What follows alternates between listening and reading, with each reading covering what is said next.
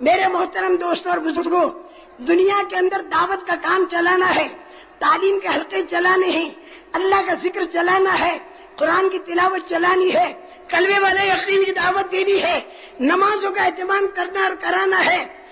قرآن پاک کو یاد کرنا ہے، سیکھنا سکھانا ہے، اللہ کا ذکر کرنا ہے، قرآن کی تلاوت کرنی ہے، دعائیں مانگنی ہے، اور ہر مسلمان کا اکرام کرنا ہے۔ اس میں یہ نہیں دیکھنا کہ کون سی قوم کا ہے، کون سی خاندان کا ہے، کون سے رنگ کا ہے، ہر رنگ کا مسلمان، ہر خاندان کا، ہر قوم کا، ہر ملک کا، ہر گروپ کا جس نے کہا میں مسلمان ہوں تو وہ قابل اکرام ہے، چاہے وہ گنہگار ہے تو بھی اس کا ہمیں اکرام کرنا ہے۔ اس کے ایمان کی وجہ سے گناہ سے نفرت ہونی چاہیے۔ گنہگار مسلمان کی مثال جیسے پاخانے میں لت پت